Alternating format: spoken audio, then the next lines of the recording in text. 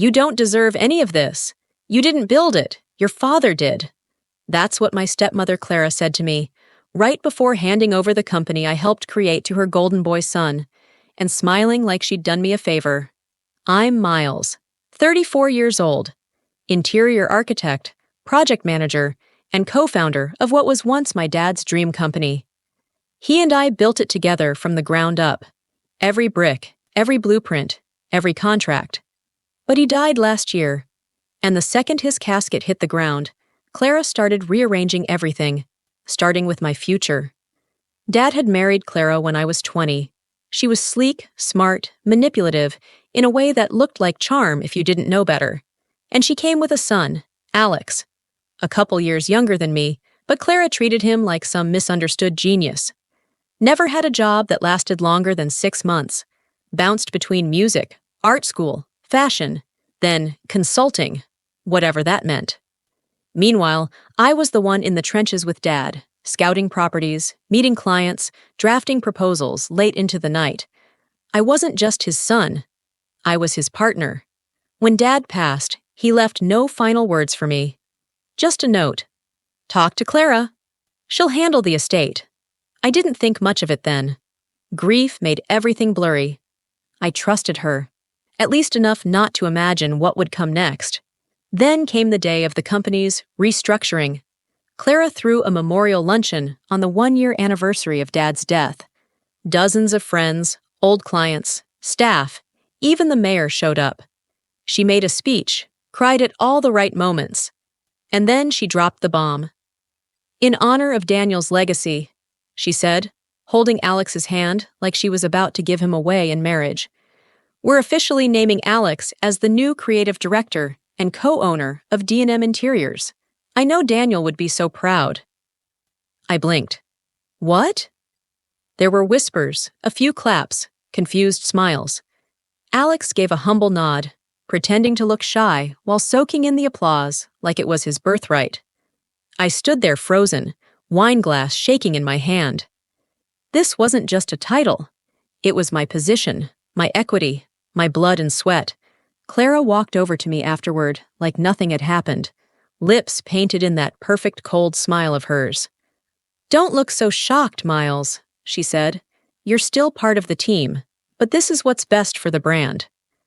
I asked her if she'd lost her mind, and that's when she said it. You don't deserve any of this. You didn't build it. Your father did. Like I hadn't spent the last 12 years making it what it was.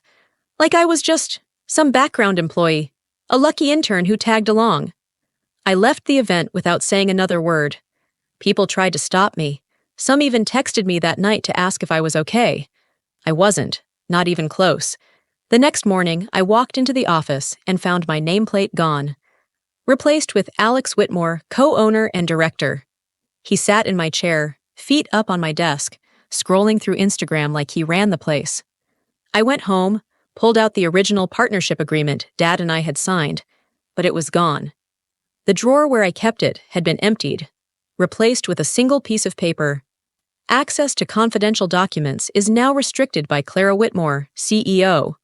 That's when it hit me. I hadn't just lost a title. I'd been erased. They were planning this. From the moment Dad got sick, maybe even before.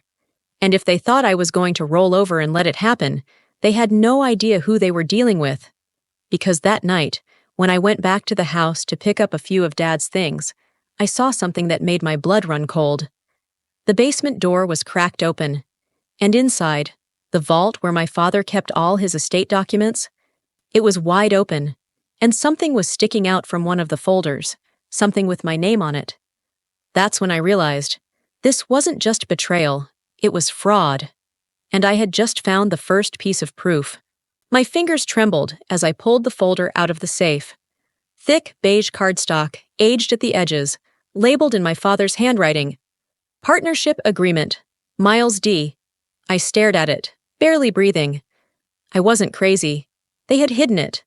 I opened the folder carefully, my heart thudding so loudly it echoed in my ears. Inside were the original partnership documents, signed, dated, notarized. My name right beside Dad's. 70-30 split. I remembered every detail of that day. He had handed me a pen with pride in his eyes, said, "This is yours now too. You've earned it." But that memory had been buried, rewritten, twisted by Clara. And now, as I stood in that cold basement, dusty light slanting in from a tiny window, I realized just how far she had gone to erase me. It wasn't just betrayal. It was a damn heist. I spent that whole night digging through the rest of the safe. More files, more signatures. One by one, the lies began to unravel. I found a letter from the estate attorney, one that stated my father had intended to leave me full control of the company in the event of his death. Clara's name wasn't even mentioned, so how the hell did she end up as CEO? The answer came in the form of a second envelope buried beneath stacks of updated documents. Inside was a forged letter, dated just 2 weeks before Dad died, appointing Clara as interim executor of the estate. His signature? A shaky imitation. Not even close. They didn't just push me out, they rewrote history. By morning, I was exhausted, furious, and more determined than I'd ever been. I took the files to a friend of mine, Lena. She's a corporate attorney with a steel spine and a soft spot for people like me. People who got steamrolled by those who thought money gave them the right to do whatever they wanted. She flipped through the papers slowly, her brows furrowed. "You need to understand," she said finally. "What they did here, this isn't just unethical, it's criminal." She laid it all out. Forgery, fraud, illegally transferring control of a corporation. The signatures alone were enough to raise red flags, but the real kicker was in the property clause. According to the original documents, the company and the adjacent Oregon estate were to be held jointly until a formal probate hearing. That never happened. Clara had filed emergency papers, claimed I declined to be involved, lied to the court. And the cherry on top? She had already started the process of selling the estate, the same one I'd helped renovate with my father for years. The fireplace we designed together, the library he built with his bare hands. Gone. Just another transaction to her. She's rushing it, Lena said. Probably because she knows it won't hold up once it's challenged. But if the sale finalizes before we act, it gets a lot messier. Messier. That word stuck with me. Because none of this was messy for her. It was clean. Calculated. While I had been grieving, Clara had been erasing me. Piece by piece, room by room, signature by signature. And suddenly, I wasn't just heartbroken. I was furious, not just at her, at myself, for not seeing it sooner, for trusting her, for thinking grief would protect me. But the worst part? It wasn't even just about me. It was about Alex. Because the more I looked, the more I realized. He wasn't just benefiting. He was in on it. Emails forwarded from Clara's inbox to his. Property updates, branding proposals. He had known. And still, he'd sat in my chair, smiled, accepted applause for work he didn't do, for a legacy he didn't build. That's when I knew. This wasn't going to be fixed with one phone call or a cease and desist. This was war, and I wasn't going to fight it by their rules. So I did the one thing Clara never saw coming. I started by looking into the company's financials. Not the public ones. The internal transfers, offshore accounts, shell payments. And what I found was a quiet little LLC registered in my name. Except, I'd never opened one. It had been used to move over $600,000 worth of consulting fees in the past 3 years. Miles Development Holdings. My name, my social, my forged signature.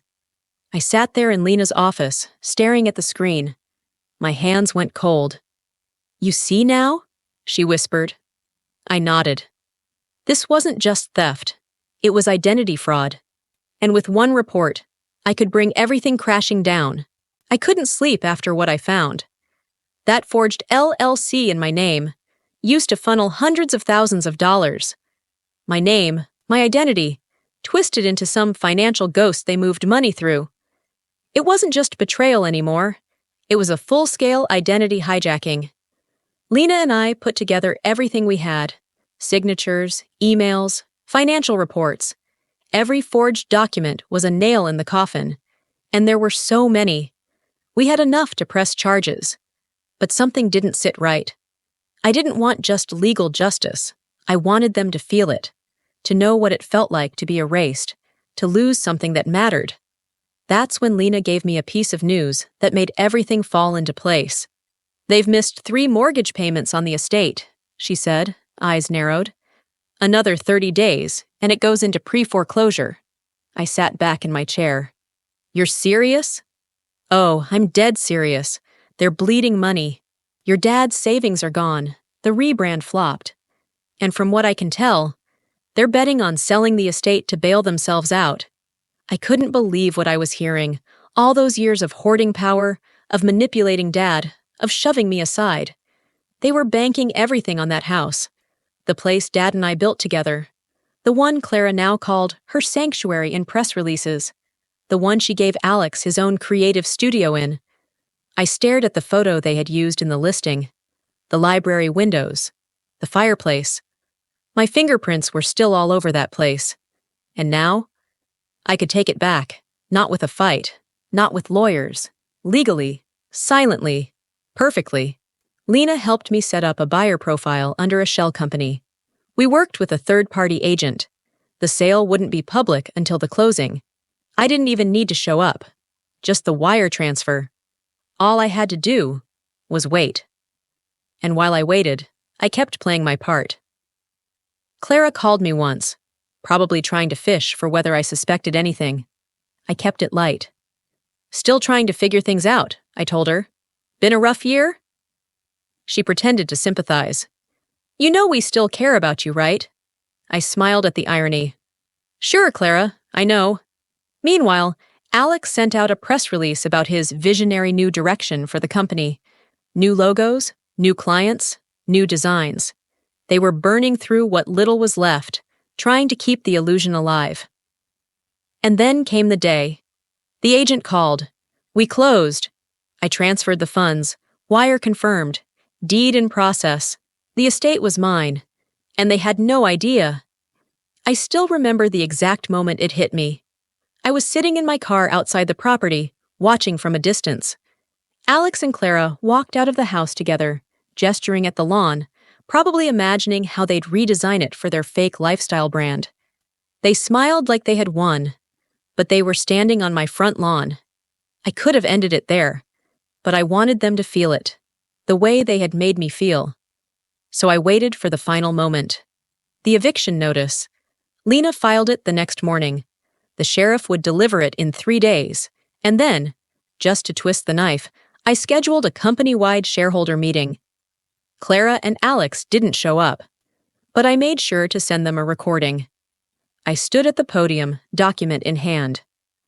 Effective immediately, based on the evidence of financial misconduct, fraudulent filings, and misappropriation of corporate funds, the current leadership is being removed. Control reverts to the original equity partner. Me. The room burst into murmurs, and then I dropped the final line. And as of this morning, the estate formerly known as the Whitmore Residence now belongs to Miles Development Holdings. But that wasn't even the biggest twist, because 2 days later, as Lena and I finalized the full legal handover, we received an anonymous tip. A bank officer. Nervous. Off the record. Apparently, Clara and Alex had taken out a second private loan just weeks ago, using my forged signature as a co-signer. The debt? Over $1.2 million. And now that I owned the house, I was liable. They had set it up so if the company failed, I would take the fall. They never thought I'd find out. They never thought I'd fight back. But now they'd pushed it too far. They didn't just try to erase me. They tried to bury me in their debt. And now, I was coming for everything. Comment the number 3 if you want to see how Clara will pay for this. I always thought revenge would feel like rage. Explosive. Loud. But the real thing, it was quiet. Controlled. Cold. And now, I had all the pieces. I owned the estate. I had proof of fraud. I had the documents showing they forged my signature to trap me in $1.2 million of debt. They had spent months building a house of cards, believing I was too broken to fight back. Now I was going to bring it down, one calculated strike at a time. Step 1. The eviction. I didn't show up for the sheriff's delivery. I didn't need to. I'd already arranged the locksmiths, new codes, new keys. The day after the notice was taped to the front door, Clara called me 12 times. I didn't answer. By noon, she had left a voicemail. Her voice cracked with rage. "You have no idea what you've done. This is our home. You can't just take it." She still didn't get it. I didn't take anything. I reclaimed what was mine. Alex wasn't any better. He went on a full-blown Instagram meltdown, posting cryptic stories, vague threats, even calling me a parasite.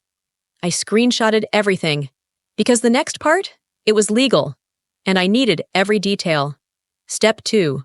Corporate removal. Using Lena's guidance and my original partnership contract, I filed for full restoration of my ownership rights and submitted fraud claims against Clara and Alex. A court-ordered audit was underway, but I didn't stop there. I emailed the board. Not one angry message, no dramatics. Just a folder of scanned documents and a subject line. Evidence of financial misconduct. Immediate review requested. By the end of that week, Clara was placed on administrative leave. Alex's company card was frozen. Their new direction branding was pulled from the website. They were out, just like they had done to me. But I wasn't done. Step 3. The press. I leaked the story anonymously to a local business journalist I trusted, someone who'd covered Dad for years. The article hit front pages within days. Heir to local architecture firm, ousted by stepmother in alleged fraud scheme. Public reaction was swift. Former clients pulled out of deals. Vendors demanded full payment. One brand even filed its own civil suit. Clara tried to go into damage control. She failed. But the real hit? That came when Lena called me with a strange expression in her voice. "You might want to sit down for this." I didn't. I just listened. "There's another trust account, one your dad opened 18 years ago. It was meant for your college, then your wedding, then to be released to you at 35. She paused. "But it was emptied 5 years ago." Quietly, in full, my heart dropped. "Clara." "She listed herself as your financial guardian under a revised clause, falsified documents again, said you had mental health struggles and weren't capable of managing large sums." I couldn't speak. My throat closed. "She stole nearly $900,000, Miles." That was the moment it stopped feeling like revenge. This wasn't personal anymore. This was war. I filed the report the next morning. Clara and Alex were served with subpoenas within the week. The Financial Crimes Division was involved now. Their bank accounts were frozen, their assets flagged. The world they'd built on my name was collapsing. I should have felt satisfied. But I didn't. Not until the final piece dropped. A week later, I got a call from the estate attorney who had worked with my father before his death. He had stayed silent through all this. Said he didn't want to get involved. But now? He wanted to talk. "I think you should know something," he said. "Your father. He left a letter, for you. Clara said you refused to read it, but I kept a copy, just in case. I met him in person. He handed me the envelope, aged, sealed with wax, my name written in Dad's sharp, mechanical handwriting. I opened it slowly, my hands shaking. Inside was a letter, short, clear, heavy. "Miles, I know Clara will try to take everything. I've seen the signs. But the estate, the company, they're yours. I made sure of it. There's a second will. Clara doesn't know it exists. It's in the old drafting table drawer at the lake cabin. Protect what we built. Love, Dad." I stood there frozen, the words swimming in front of me. A second will, a hidden will. And suddenly, everything changed. The lake cabin hadn't been touched in years. Tucked between rows of pine, hidden behind a rusted gate, it was one of the few places Clara never cared about. Too old, too plain. Not marketable, as she used to say. But for my dad and me, it was sacred. I stepped inside. Dust danced in the sunlight. Everything was just as we'd left it.